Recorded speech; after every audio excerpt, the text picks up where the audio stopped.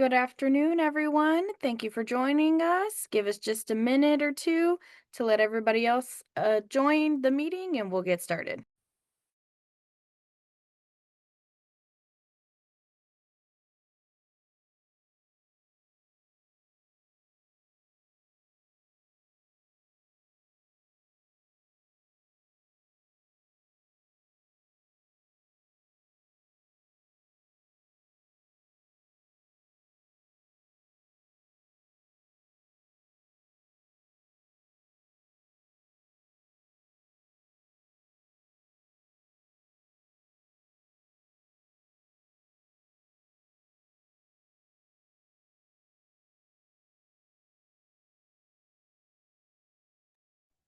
Good afternoon, everyone.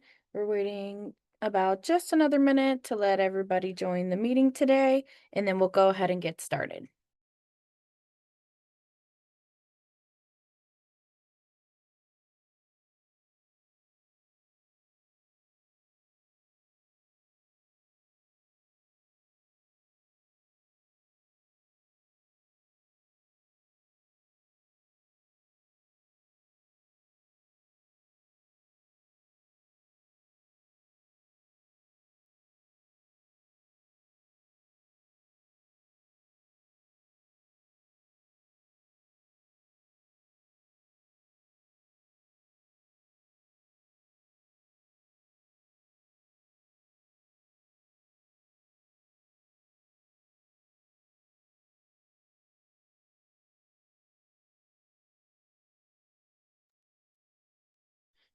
Good afternoon, everyone. Welcome to the Vendor Pre-Solicitation Conference for Cybersecurity Products and Services. We are glad to have you with us today. Before we get started, let's cover a couple of housekeeping items. Just a reminder that you can change your audio by switching between your computer and phone. We want to remind everybody that everybody's muted this morning, but if you have questions or if you have something to address with the group, please open your Q&A box and put your questions in there, and we'll take time to answer those as we go today. But before we get started, if you would, please raise your hands real quick and let us know that you can hear us pretty clearly this afternoon so that we have a good audio connection. Alrighty, thank you for that. Also, we'll be making a handout available after the webinar ends.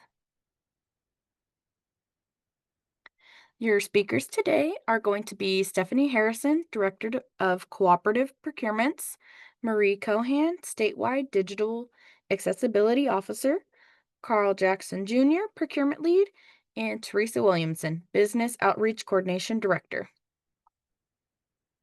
The agenda today, we're going to go over the request for offer, the RFO, and that is going to be the RFO overview, RFO contents, RFO scope, evaluation criteria, terms of contract, schedule, Vet Hub subcontracting plan or your HSP, digital accessibility.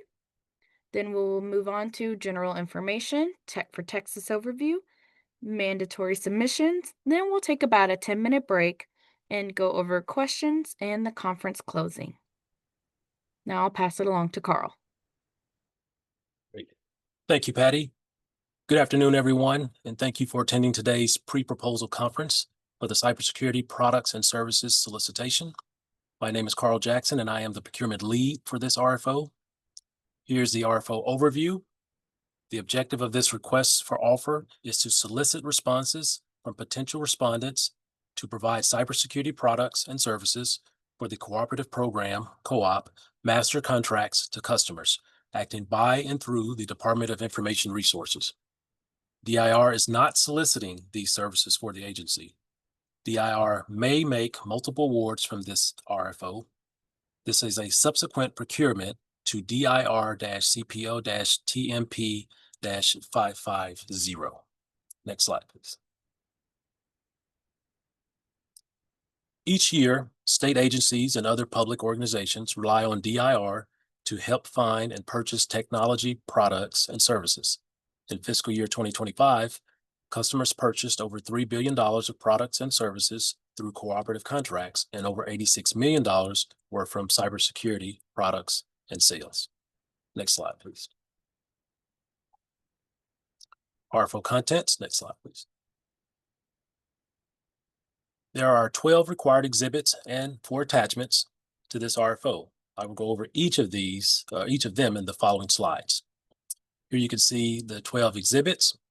Exhibit A is response certification form. Exhibit A1 is the exceptions table. Exhibit B, the respondent history and experience. Exhibit C, contract marketing and customer support plan. Exhibit D, Vet Hub subcontracting plan. Exhibit E is the pricing sheet. Exhibit F, reference forms. Exhibit G, respondent release of liability. Exhibit H is the Education Department General Administrative Regulations, or EDGAR form. Exhibit I is the policy-driven adoption for accessibility, PDAA, or vendor self-assessment. Exhibit J is the ACR VPAT, and Exhibit K is the Vendor Accessibility Development Services Information Requests. Next slide, please. As mentioned, there are 4 attachments as well, included in the RFO documentation package. They are Attachment 1, the Sample Master Cooperative Contract. Attachment 2, Standard Contract Terms and Conditions. Attachment 3, the Tech for Texas Account Setup Instructions. And Attachment 4, the Tech for Texas Response Submission Instructions. Next slide, please. Okay, I will now go through each of the exhibits in a little bit more detail. Exhibit A, the respondent certification form. This form must be filled out in its entirety and signed by an officer or agent empowered to contractually bind the respondent. And you will complete the counsel contract references attachment if applicable. Exhibit A1, the exceptions table. If you have exceptions, the instructions are in the RFO section 3.7.37. Please note that you may be disqualified if your exceptions are excessive. Exhibit B, respondent history and experience. This is a scored document. You must provide a detailed response to each question detailing your history and experience in providing the products and services that your company proposed in response to the RFO. Next slide, please. Exhibit C, the contract marketing and customer support plan. This is also a scored document. You must provide a plan that describes your ability and strategy for promoting and supporting the contract if you were to receive an award. Exhibit D, the Vet Hub subcontracting form, or HSP. You'll follow the instructions from the RFO to download the latest copy, and you'll find that link in section 3.4 of the RFO. Exhibit E is the pricing sheet. You'll follow the instructions in Exhibit E pricing sheet. The respondent must provide specific pricing for products and services requested. Next slide, please. Exhibit F, reference forms. Send this form to a minimum of 3 companies or government agencies. You, as a vendor, cannot return this form to DIR with your response. The form must be emailed to the email address provided on the form by your customer. Although references are not required, it will help your score. Therefore, I strongly recommend you get references. This is part of your Exhibit B score. And I've provided the email address here again just for your convenience. Exhibit G, respondent release of liability. For each entity that an Exhibit E reference form is sent to, you shall also submit with your response a signed Exhibit F, respondent release of liability. Exhibit H, the EDGAR certification form. You must provide the EDGAR certification form as requested in section 3.5.1, federal requirements of the RFO. Next slide, please. Exhibits I, J, and K are digital accessibility forms. Marie will go over those forms during the digital accessibility section, but they are: Exhibit I is the policy-driven adoption for accessibility, PDAA, for vendor self-assessment. Exhibit J, ACR VPAT, and Exhibit K, the Vendor Accessibility Development Services Information Requests, or VASR. Next slide, please. The RFO scope. Next slide, please. DIR intends to contract with successful respondents to provide cybersecurity products and services. It is the respondent's responsibility to ensure their proposed products and services fall within the RFO's defined scope. DIR may modify the scope of this RFO through an addendum posted on the Electronic State Business Daily, ESBD, which is also the respondent's responsibility to monitor and make any necessary adjustments to its response. Respondents may submit an offer based on any one or a combination of technologies that are within the solicitation scope. Next slide, please. Products. Products may include, but are not limited to, endpoint security, which will include antivirus and anti-malware software, endpoint detection and response, extended detection and response, network security, which will include firewalls, intrusion detection and prevention systems, domain name system protection, network encryptors, and network detection and response. Data security, which include data loss prevention, data encryption tools, key management systems, and data masking and discovery. Next slide, please.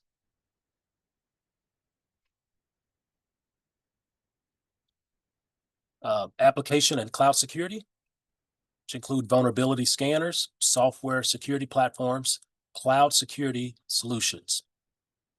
Identity and access management, which include authentication services, password auditing tools, and secret management tools. Operational security, which includes security information and event management systems, security orchestration, automation, and response, threat detection platforms, penetration testing tools, email and messaging security, and mobile threat defense. Next slide, please.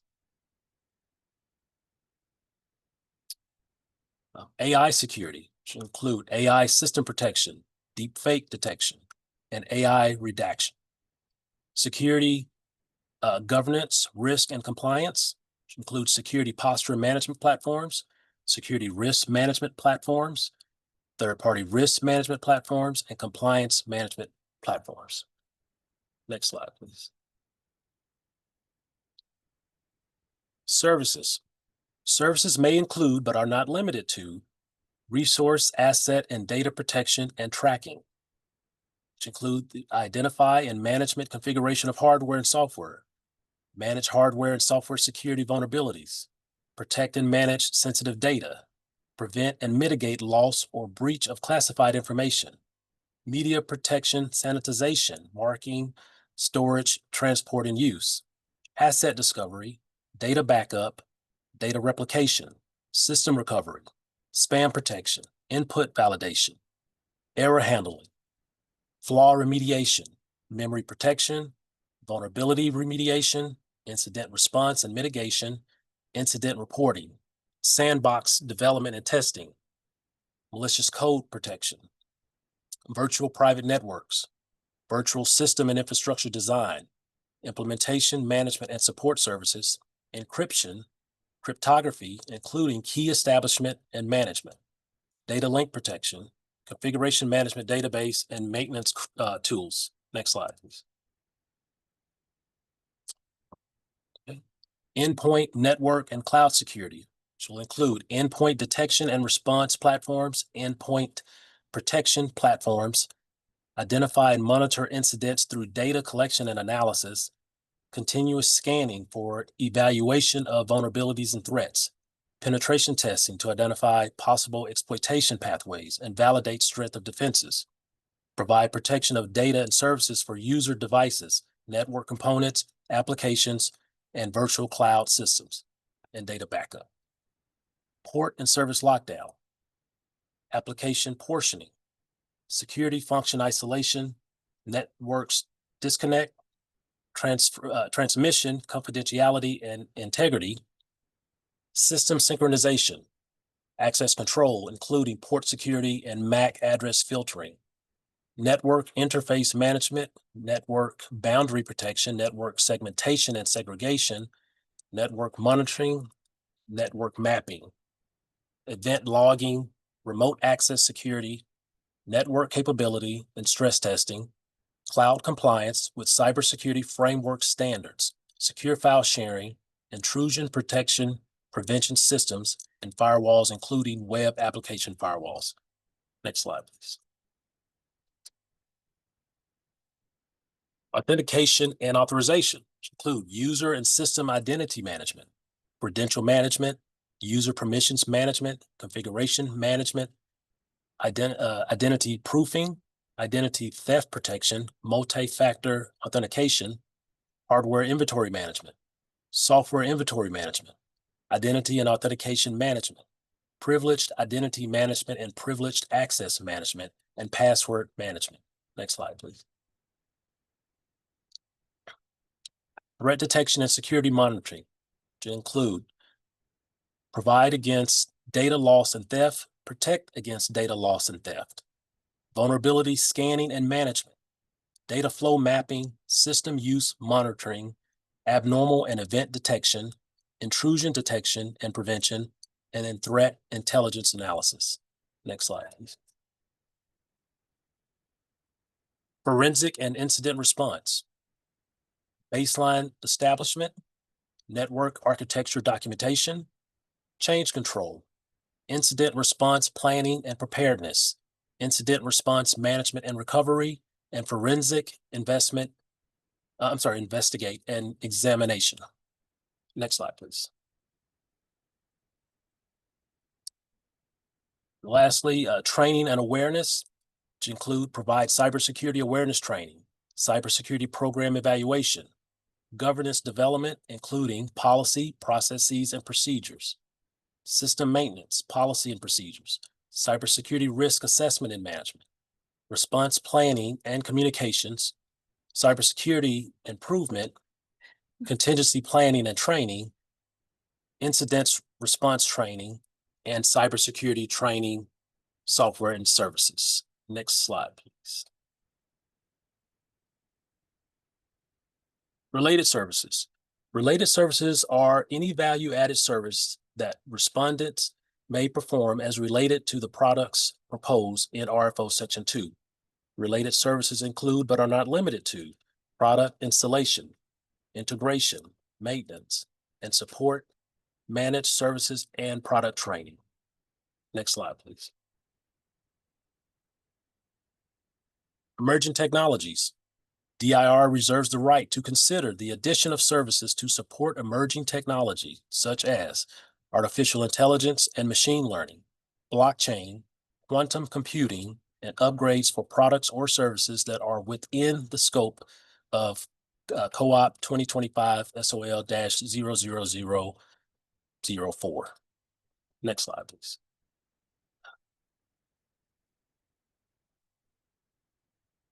Exclusions and out of scope. The following products and services are not in the scope of this RFO. Products and services that are not advertised in this RFO in the NIGP Commodity Codes table on the title page of this RFO. Related services only, installation, maintenance, support, training, etc. Without also providing an associated product or service within scope. Custom application development services, deliverables-based information technology services, or DBIS, cloud broker services, cloud assessment services, professional or consulting services as defined in Chapter 2254 of the Texas Government Code.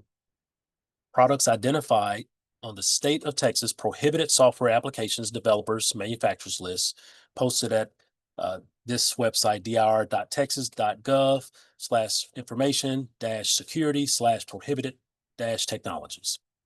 And telecommunication services, including any telecommunication services offered in a contract awarded by DIR under a Texas agency network procurement.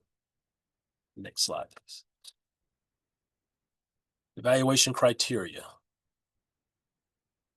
Next slide, please.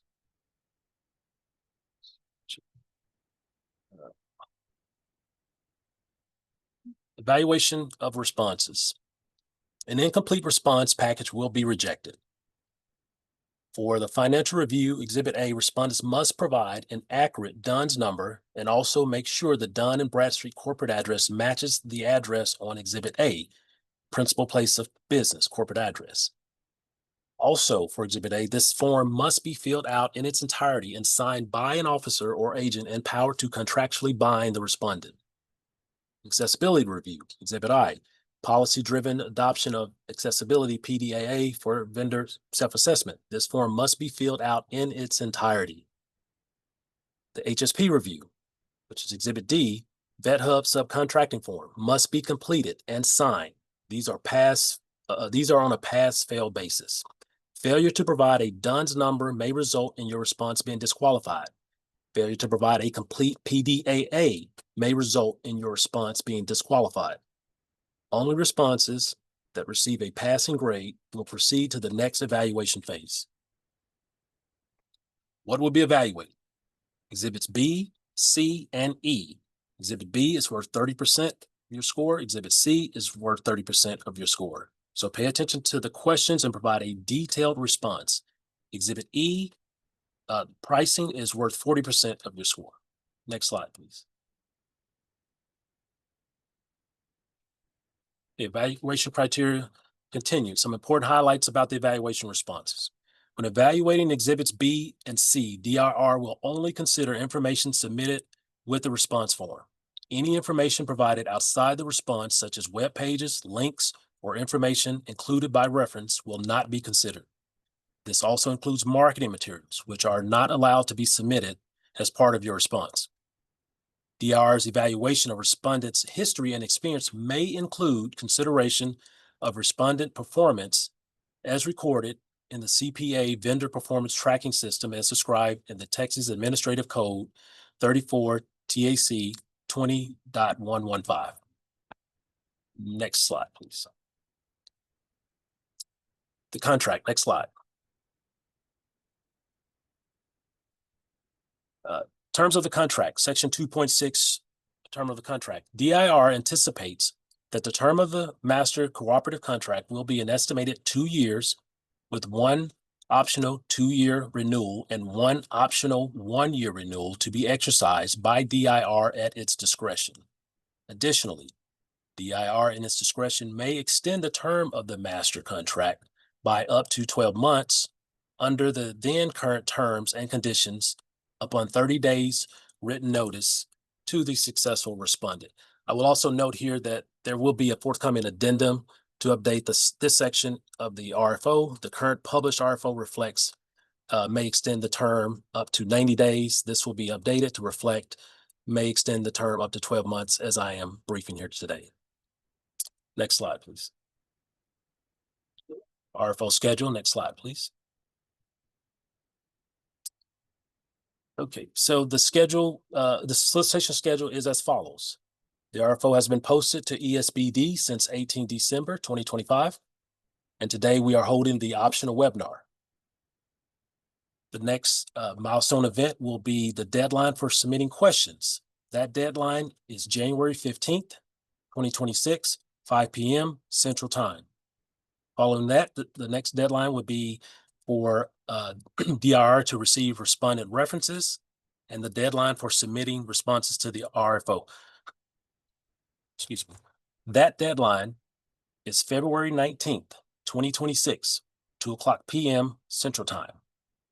Then following that will be the evaluation of responses, negotiations, and contract execution, which will start in March 2026 until completed. Next slide, please.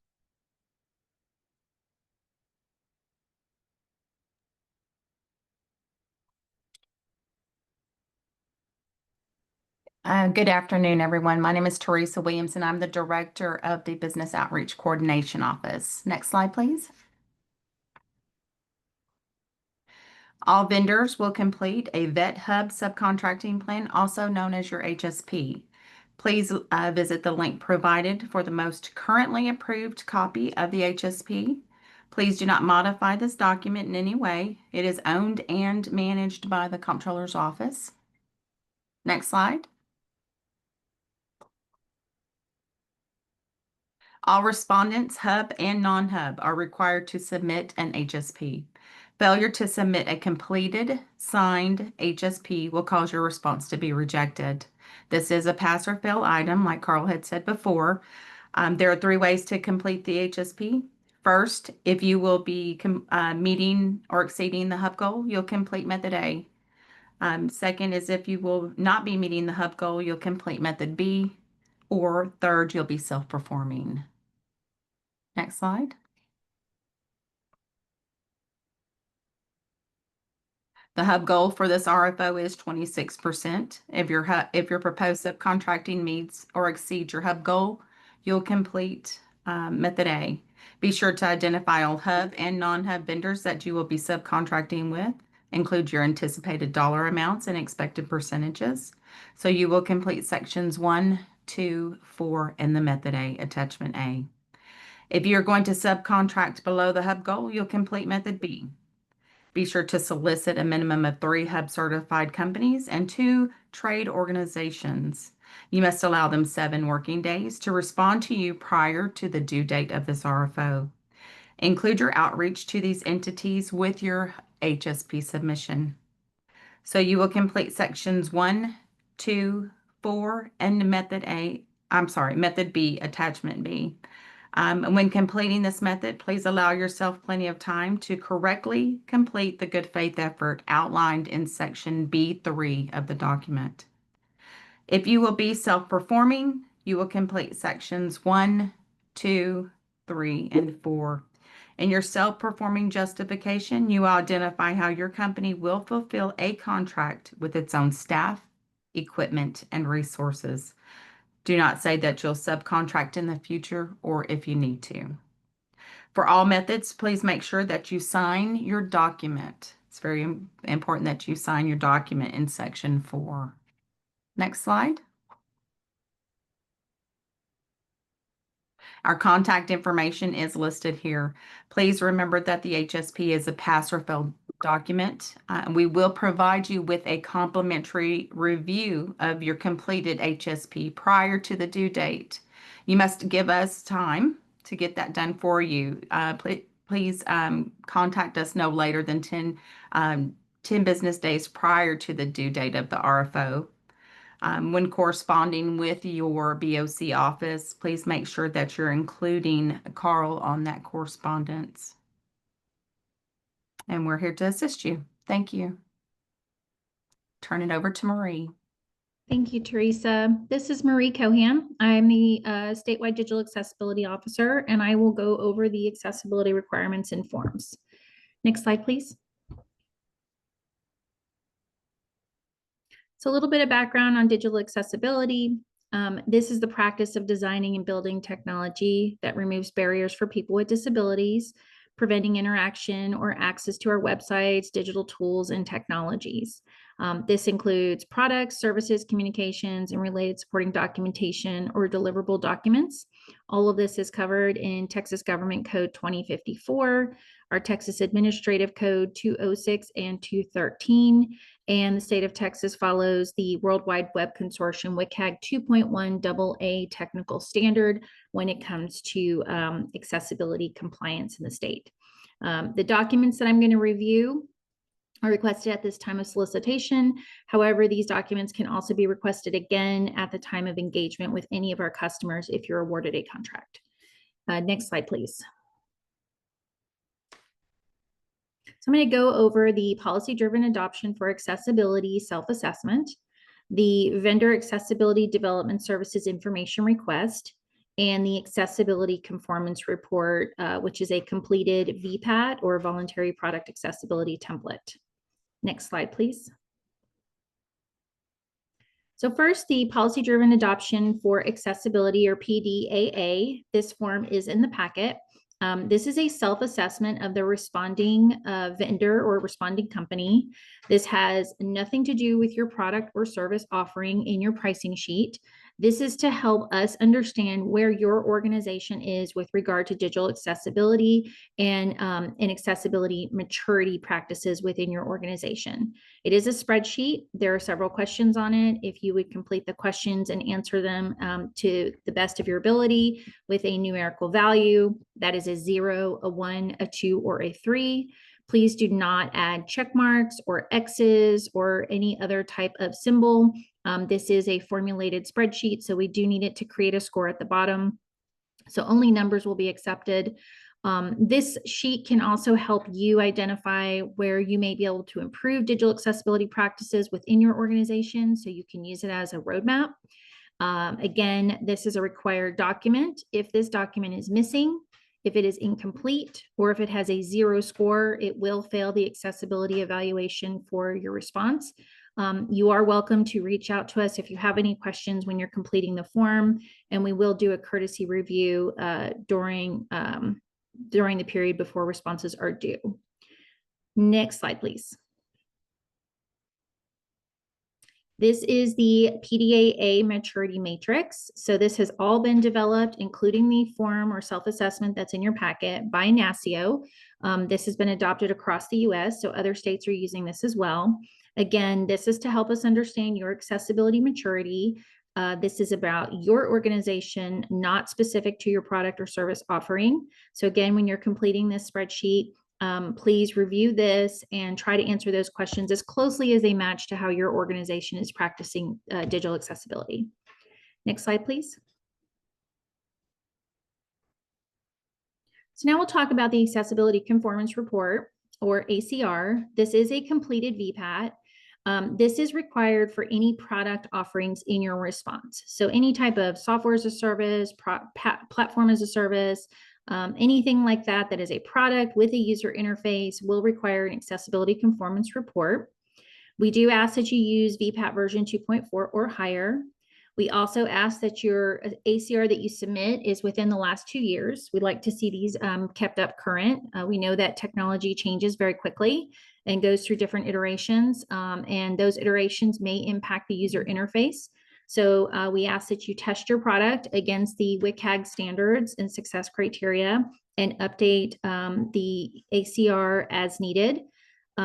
This way we can understand how your product conforms to those WCAG standards. And again, we do have a new WCAG standard in the state of Texas. It's 2.1 AA, and it's not just the state of Texas. All states in the US are now required to be at WCAG level 2.1 AA. Next slide, please. This is an example of all of the WCAG standards that are on the VPAT. They are broken into 4 principles. We want technology to be perceivable. We want it to be operable. We want it to be understandable and robust. Perceivable helps anyone with a disability that is a sensory disability, so hearing, vision, etc. Operable, we want it to operate with assistive technology.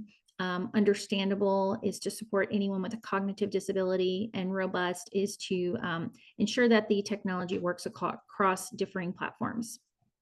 Again, these are all for WCAG 2.1 AA. Each of these standards will have its individual success criteria. So when you test your product, you'll be testing against the specific success criteria for that standard. Next slide, please. So when you test your product against the success criteria, it'll have one of these types of conformance. It will support it fully, or it will partially support or support with exceptions. It may not support it. It may not be applicable for some reason, or it may not be needed to evaluate because it's at a AAA level and we only go up to AA. Anything that is partially supported, partially conforms, supports with exceptions, however you want to look at it, we require that you provide an explanation of the particular gap that you have identified, so we can make a good decision when we're purchasing off this particular contract. So please do provide an explanation of where the gap is if something does not fully conform or fully support.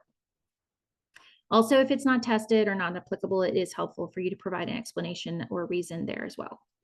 Next slide, please. The vendor accessibility development services information request, this is specific to development services, which I do not believe are in this solicitation. However, we do like to keep it in here and make you aware of it if at any point during the engagement, once this contract is awarded and you're working with one of our customers, if there is a need to do any type of bespoke configuration or development, then you would need to support or provide this information at that time. So we have a form that we require for any type of development services. It is also aligned with WCAG 2.1 AA, and it has specific questions on it to help us understand if your developers understand these WCAG standards and they use them in the development process or configuration process. So next slide, please. Those questions on the VADSER are the following. They ask around product development and project management processes as in the development life cycle. So we want to understand how you're incorporating digital accessibility practices into any kind of major configuration or development project. We want to understand how your developers are trained. So do they understand the new WCAG standards? Do they maintain training periodically? What kind of training do they do? Is it internal, external? You can provide all that explanation on that field. Development and testing tools. So as you're going through a product development life cycle, what kind of development tools are you using? What kind of testing tools are you using? What methodologies? That would be, are you testing with automated tools, or are you also going in and doing manual testing with assistive technology? So we want to see different modalities of testing. We want to ensure that accessibility is being tested iteratively, not at the very end. We want to make sure there's good user testing involved as well. For example, somebody who maybe uses a screen reader or is a keyboard only user. We also ask about documenting, tracking, and resolving issues and defects. So what kind of processes do you have for that? Once you have done the testing, how do you fix those? How do you track them? What types of tools are you using for tracking? For example, are you using Jira? We ask for some kind of information around support for noncompliance. So if you are developing an application or doing some sort of major configuration and there is a defect at any point in time in the future, how can a customer or how can someone reach out to your organization to get support? Do you have a support line, a 24-hour, 7-day-a-week type of thing? Do you have guides on your website, etc.? So if you could provide that information in that field, that would be helpful. We also ask for a sample of your work. We understand that not everyone can share samples of development work in the past. So if you are not able to share a sample of your work, we will go to your website and do a quick test on your website of a few pages. It's just a sample to see what the accessibility level is of your website. If your company does do any kind of development that impacts the user interface, we expect that your website will also conform to those digital accessibility standards as well. And that is why we use your website as a sample. Next slide, please. We have additional resources on our website. I welcome you to go and visit those. You're also welcome to contact me if you have any questions around accessibility or completing any of these forms. Please make sure you always add the procurement lead. In this case, that'll be Carl Jackson. If you do not add the procurement lead, I will make sure that they get looped in and that they are included on all communications. Please do not try to reach out by telephone or try to schedule a direct meeting. These do need to be handled with the procurement lead. So please loop them in if you want to have a meeting or call me. If you email me, please make sure that they are copied on that email as well. Next slide, please. This is the email address. It is statewide.dir.texas.gov. Statewide accessibility is all one word, no spaces. And thank you so much for your time today. And I'll hand it back over to you, Carl.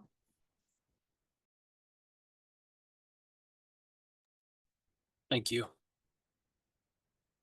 think it's Stephanie's up with the Tech for Texas. Afternoon, everybody. I'm Stephanie Harrison. I'm the Director of Cooperative Procurement, and we're going to talk about how you submit your response to the to DIR. It will be through the Tech for Texas system. Next slide, please. If you are a current vendor that's been submitting monthly sales reports for Tech for Texas, you've already been using this system. So your agency already has an account set up.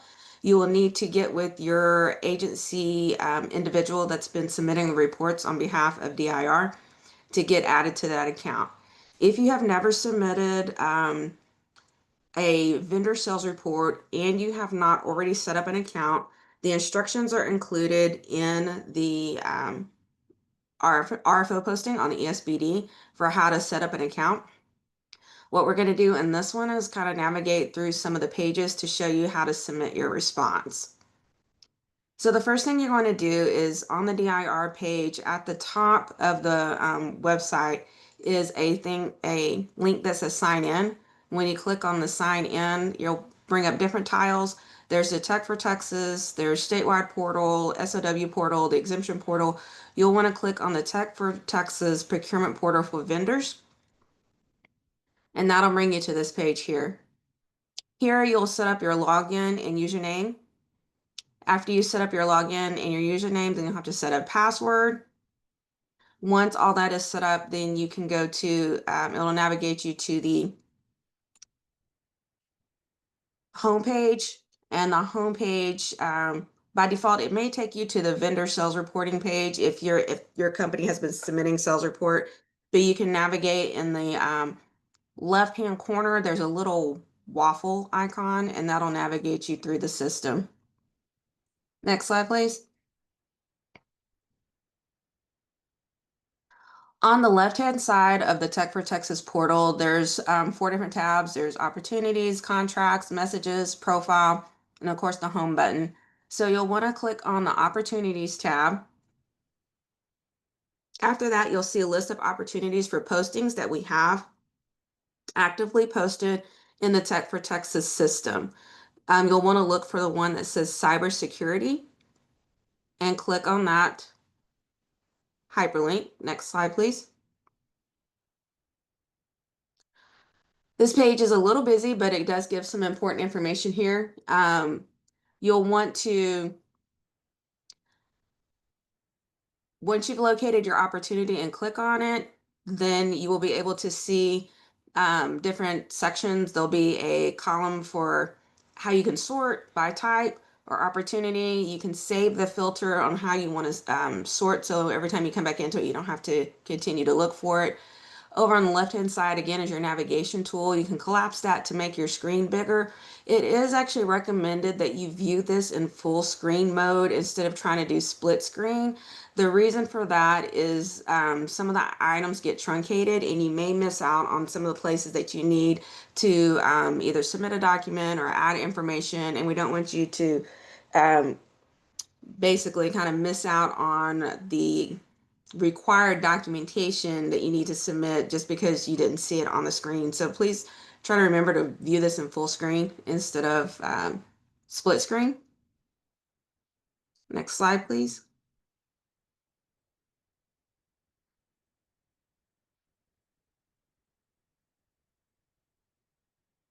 Once you've selected an opportunity, you'll be taken to the summary page with the opportunity details. The first thing you'll want to do on this page is all the way over on the right, you're going to want to mark it as interested. Doing so allows the Appian system to send you notifications whenever we have made a change to the posting. So all the addendums and things like that, you'll get the notifications through the Appian system if you've marked that as interested. Within that user interface, there's 2 options that you'll see at the top of the screen. One is listed as questions and the other is messages. These are 2 different functions. The messages is something that you would send just in a regular email. That is not the place where you submit the questions for the question due date and deadline. If you're trying to submit questions that you want answered formally in the solicitation addenda, you will need to use the question button so it logs your question in the log to be answered. Messages are for quick things that are not specific to the RFO. We'll use that more in the negotiation phase if you make it to negotiations, and then we'll also use that more once you have a contract award for communication. But the question and answer period has a deadline, a due date, and time, and you will use that question tab to submit your questions to the procurement lead prior to the due date and time for those questions to be submitted. Next slide, please.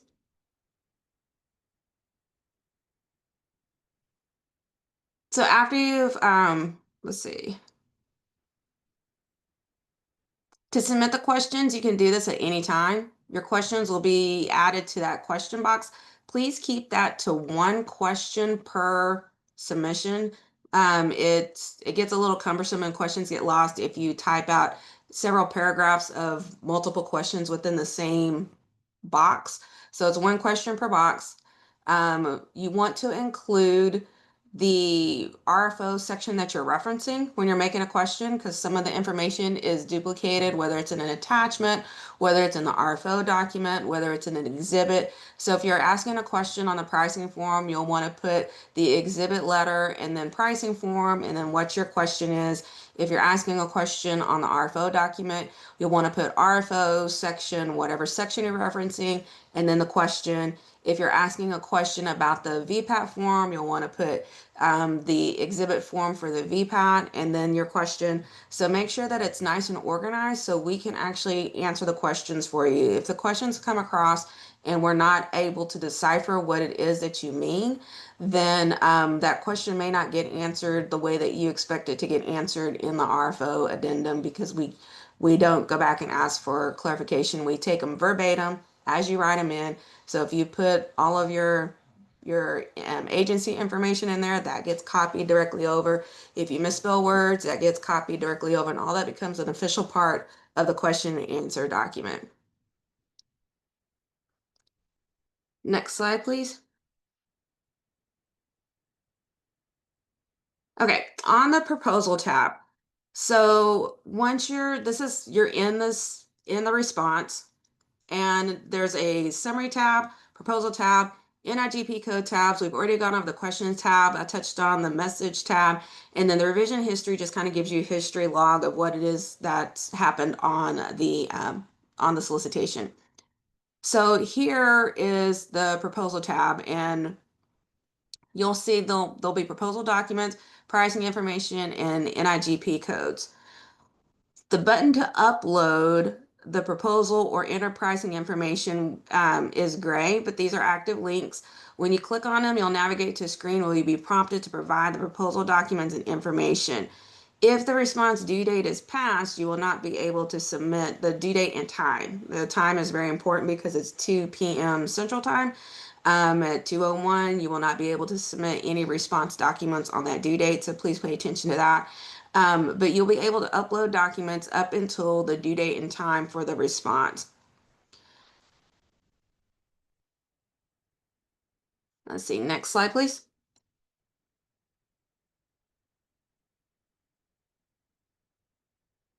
So once you click the upload button on the proposals tab, you'll be navigated to a wizard with that will assist you through that process. This is going to be very similar to what you use if you use Microsoft processes on uploading a document. You can upload and select the file, or you can drag the file over. It's possible to upload multiple files at this time, but please only upload what we're asking for. The RFO specifically prohibits marketing materials. Those will not be read. We will not view any marketing materials. So make sure that you're only uploading what is required to get your response to the responsive state. Please provide a description of the file you're uploading. The type field denotes which of the required proposal documents that it relates to.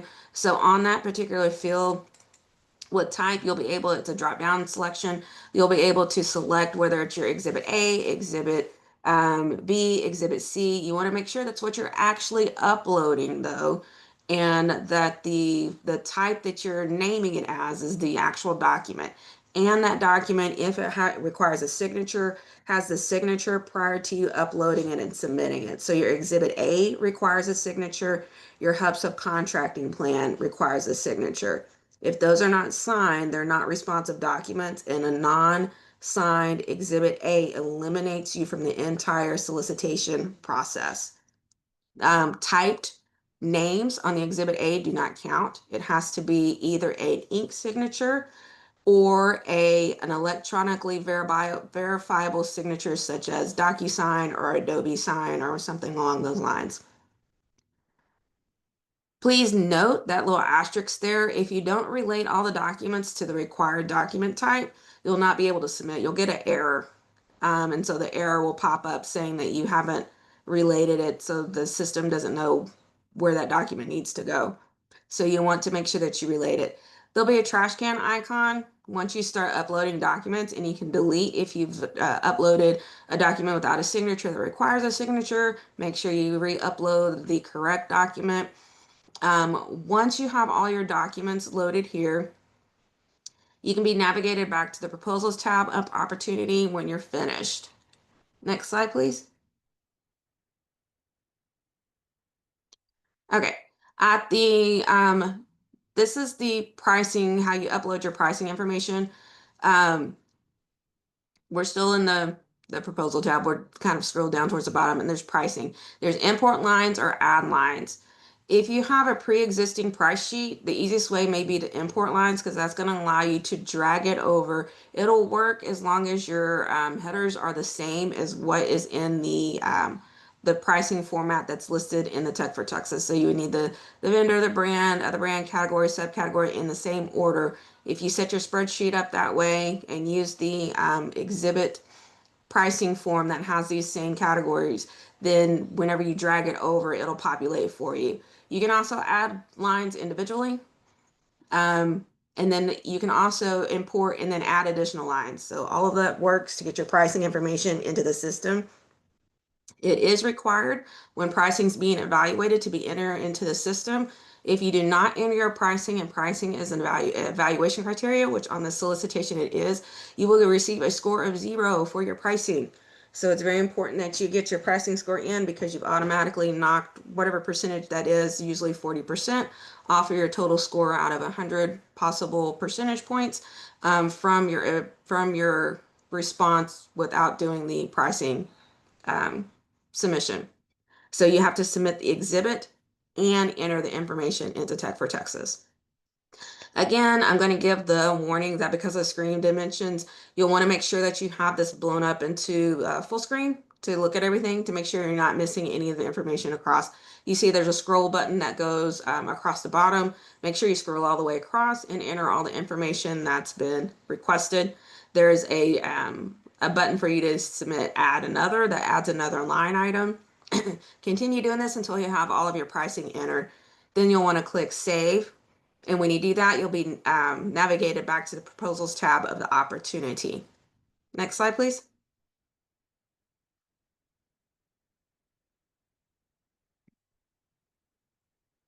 Once you've scrolled to the editable checkboxes, there will be an opportunity for you to enter your NIGP codes that you're proposing on this opportunity. This is not for the NIGP codes that your agency does, where it's everything that your agency does. It's only going to be, you're in a specific proposal, you're submitting a response to the proposal. So you would look at the NIGP codes that we have outlined for the solicitation and select the ones that your agency is proposing for this response to the solicitation. You don't have to select all of them. You do need to select something, or it's going to show that you, it will give you an error to show that you have not entered your NIGP codes before you submit. It's pretty easy. You can go down and check them, and then you hit add selected. If you need to remove any, you can check the ones that you need to remove, and it will be remove selected. You want to make sure you scroll all the way down to the bottom and add them, and you'll want to make sure that you update at the end of that page.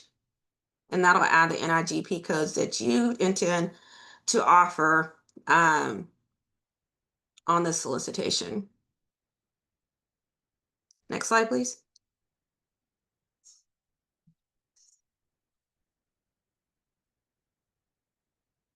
When you navigate to the offered NIGP code section, you'll see that there is a list that DIR has already kind of pre-selected.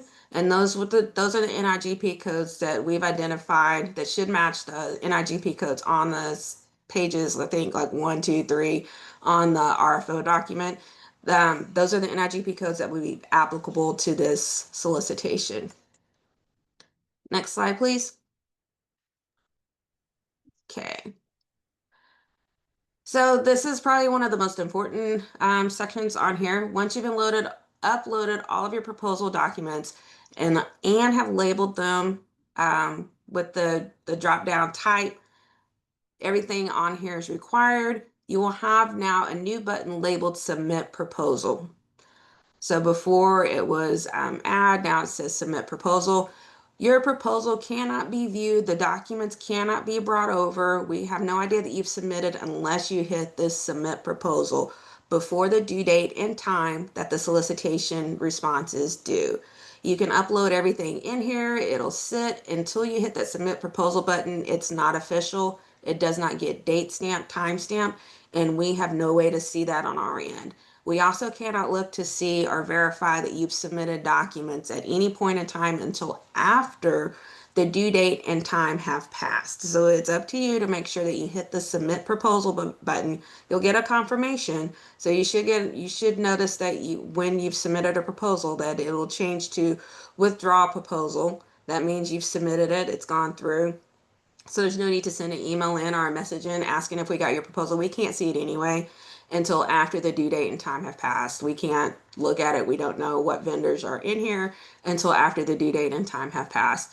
At that point, we can look and see if you submitted documents, but if you missed something, then obviously it's too late to fix it at that point. If after submitting your proposal and you want to make edits, or we've added an addendum and you've already submitted your proposal, but there's that one page that we ask for you to sign to acknowledge that you've seen the addendum, and we've changed the document, so you need to add the new document.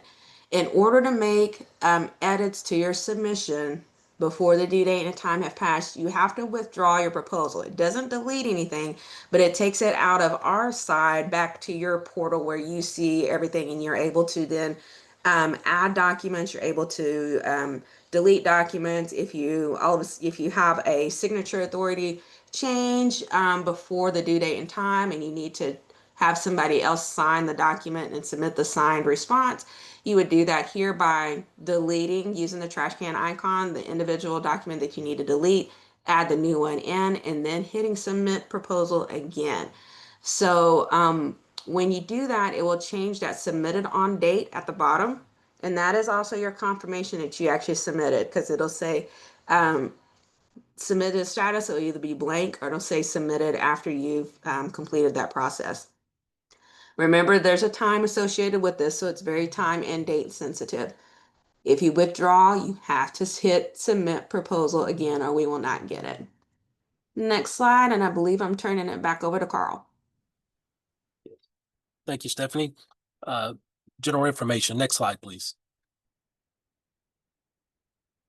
So general information here, reference the RFO page number and section number when submitting questions. Webinar participants may submit questions electronically at any time during the webinar. Please use the question tab. Questions answered today are unofficial until posted on the ESBD in the form of an addendum.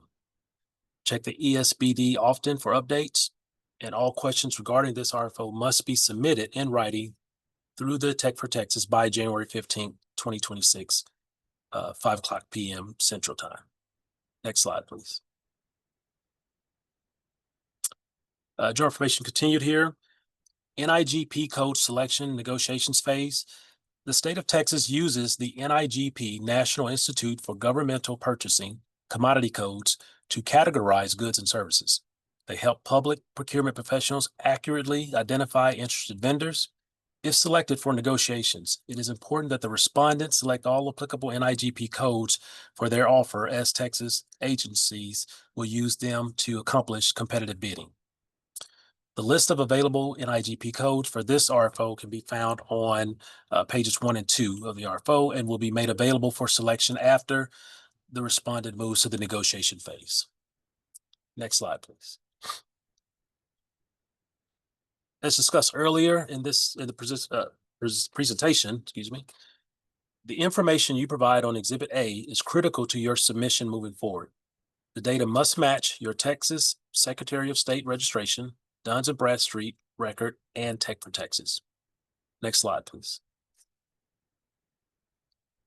The company legal name, company corporate address, company FEIN number, and the company DUNS number must match.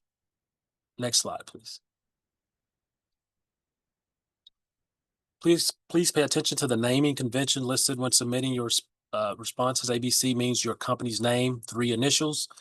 Note the PDAA must be submitted in an Excel format. The file extension as highlighted here will be corrected through an addendum. However, the published exhibit IPDA questionnaire listed on ESBD is an Excel formatted document. Next slide, please. Respondents and all respondent representatives shall not attempt to discuss the contents of this RFO with any employees or representatives of DIR other than designated contacts. Failure to observe this restriction may result in in disqualification of any related response. Next slide, please.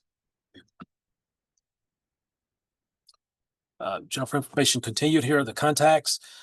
Again, Carl Jackson, I'm the procurement lead, and there's my email address there. You can submit inquiries to me. If you have specific related inquiries to Tech for Texas, you can send those to Stephanie Harrison, and there's her email address listed there. And if you have specific Vet Hub subcontracting plan form questions, you could submit those directly to Teresa Williamson, or and there's her email address, or the bot team or account, which is also listed. Next slide, please. Mandatory submissions. Next slide, please. So what you absolutely have to submit with this solicitation. Slide A, completed and signed. Slide A, attachment 1, council contracts. And if you don't have any, send the attachment with the word NA. Exhibit A1, any exceptions requested or an affirmative statement, the respondent takes no exceptions. Exhibit B, respondent history and experience. Exhibit C, contract marketing and customer support plan. Exhibit D, Vet Hub subcontracting plan, HSP form, completed and signed. Exhibit E, pricing sheet. Exhibit F, reference form submitted to the RFO email address provided. Exhibit G, respondent release of liability for reference. Exhibit H, editor certification form, if applicable. Exhibit I, vendor accessibility policy assessment, PDAA. Exhibit J, ACR VPAT. And Exhibit K, vendor accessibility development services information requests, VATSAR, if applicable. And any signed addendums to the RFO. Next slide, please. Rejection of responses. Section 3.8 of the RFO states, DIR reserves the right to reject any and all responses received as a result of this RFO. Responses that do not comply with the mandatory submission requirements may be rejected. In addition, DIR reserves the right to accept or reject in whole or in part any responses submitted and to waive minor technicalities when in the best interest of the state. Next slide, please. And I'll be turning this back over to Patty. Alrighty, we're gonna go ahead and take a 10-minute break. Be back at 2:13, and then we'll go over the questions and close out the webinar. See you back at 2:13.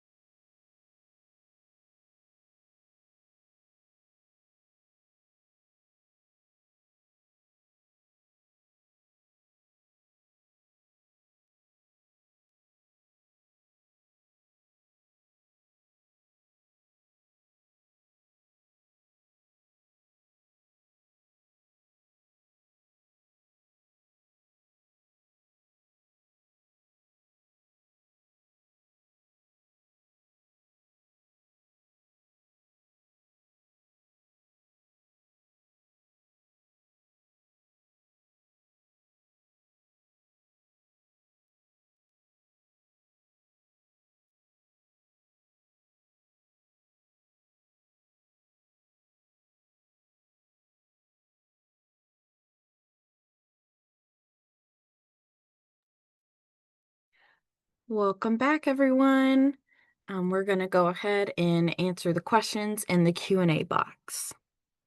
So the first one says, can you please clarify if a bid will be rejected if no VetHub subcontractor is provided?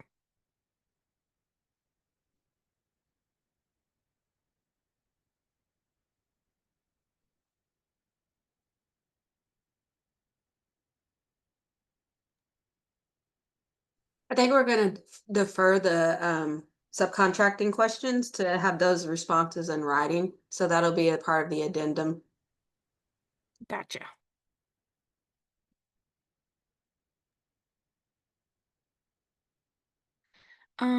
This one says the RFO states 2:20 at 2 p.m. Central Time and also 2:19 at 2 p.m. Central Time. The Tech for Texas web portal states 2:19 at 8 a.m. Central Time, confirming the Tech for Texas is the correct due date and time. Yeah, so thanks, Patty. I can answer it. So that is a discrepancy, which will be addressed by addendum, but the due date should be February 20th, 2 p.m. Central Time. And so that will be corrected by addendum.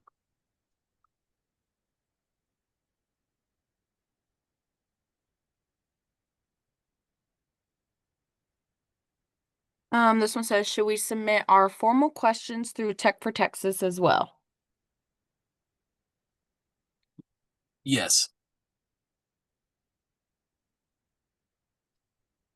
Okay, that one was. Uh, Please confirm the deadline for asking questions. Sorry, Stephanie. I want to clarify that if you ask the question here, you don't need to resubmit it in the Tech for Texas portal. We'll capture these questions and add them to the addendum. So you don't have to double submit them if you ask them here.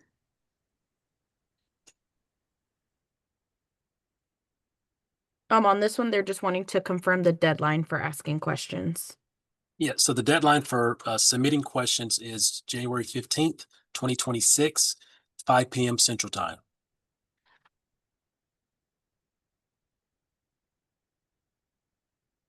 As a vendor, are we allowed to submit a response limited only to the services portion of this RFO without proposing products, provided we meet the applicable requirements? So yes, with two considerations here. So yes, as long as it is within scope of this RFO, that's first, and it does not fall into any of the exclusions briefed earlier. So yes, you can submit only the services portion as long as it is within scope. Okay, this says for service number 6, training and awareness, do letters B through G refer to training topics or standalone services? 2.1.2, page 14. And so I think they're referring to, yeah, it's training and awareness, correct? Yes, sir. If I understand the question. Yeah. So no, it's not standalone. It's referring to training and awareness. It falls under that training and awareness category.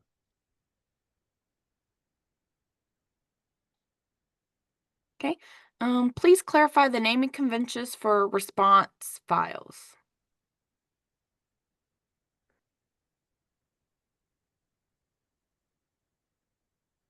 So that one I think we need to provide it in writing because I need to clarify. If you're talking about the section 3.7.4 of the response files, that is, we ask for a 3-letter naming convention so that there's like a ABC, you put the acronym for your agency there. And then with the RFO number, which is in this case 00004 underscore exhibit A. That's the naming convention for that. The reason is because there's going to be multiple of y'all submitting documents with the same name. And in order to make sure that it matches up with the correct response on our side, we want the first part to be a little bit different. So you're going to give yourself a 3-letter acronym and then follow the rest of the naming convention. Okay.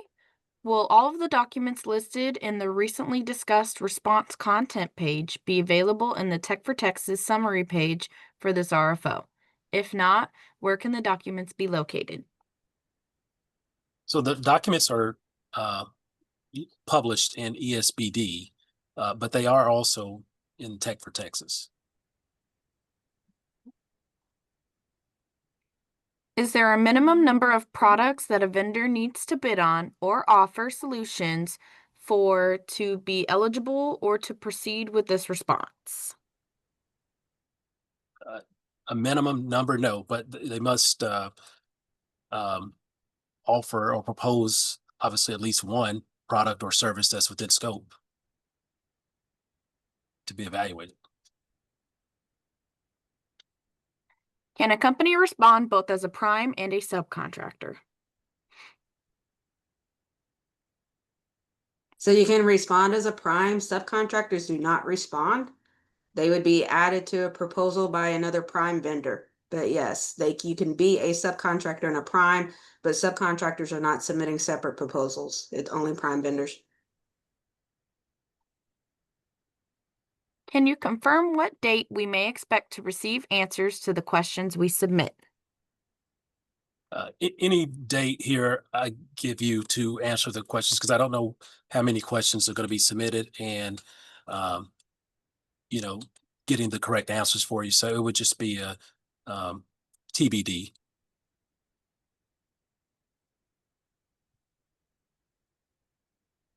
Will companies that are certified to provide cybersecurity training be eligible to participate in this contract?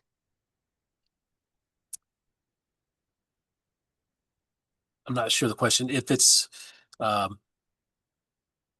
it's the NIGP code. So if it's, if they're, when they submit their offer, they need to provide the background and the history of providing that service or product.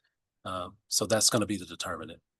So this RFO doesn't preclude anyone from submitting Yeah. a proposal as long as you meet the scope requirements for the RFO. So if you're one of these certified training vendors that's listed on the DIR website for cybersecurity, this doesn't preclude you from submitting to this proposal as well.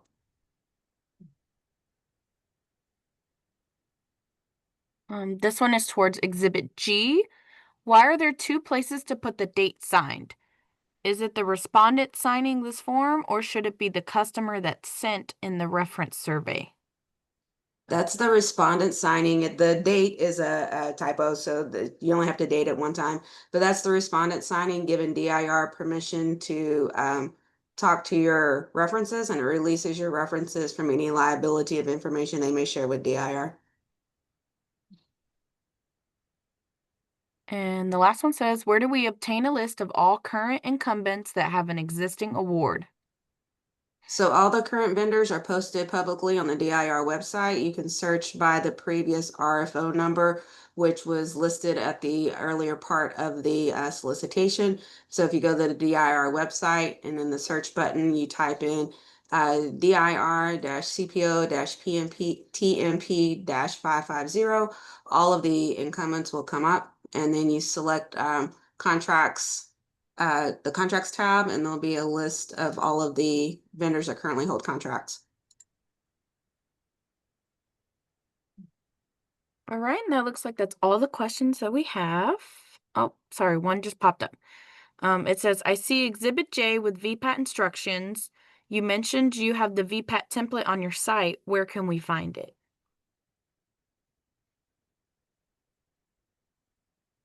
Attachment J is also uploaded to ESBD. I'm sorry, not Exhibit J. Apologize. Exhibit J.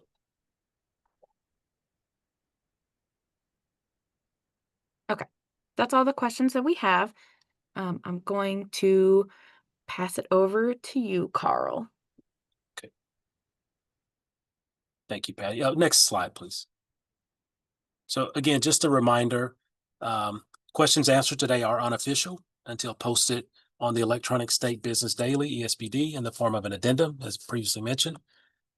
Any changes or additional information regarding this RFO will be posted as an addendum to requisition number COOP 2025 SOL-00004. That's correct. On ESBD. Also, it is the responsibility of the vendors to monitor ESBD website for addenda. Next slide, please.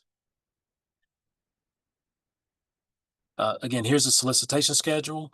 I'll highlight again the deadline for submitting questions, 15 January 2026, 5:00 p.m. Central Time.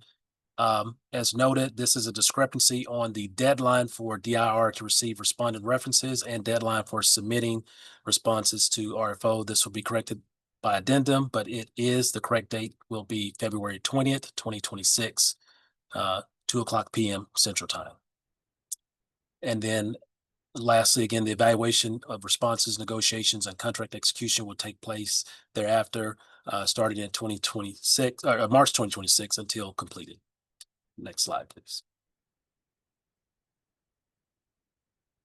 Again, in closing the conference, all questions and inquiries can be directed to me. Also, they can be uploaded to Tech for Texas as mentioned, as brief. Here's my contact information for your convenience. Next slide, please. And with that, I just want to thank you all for attending this webinar for the Cybersecurity Products and Services RFO. Thank you.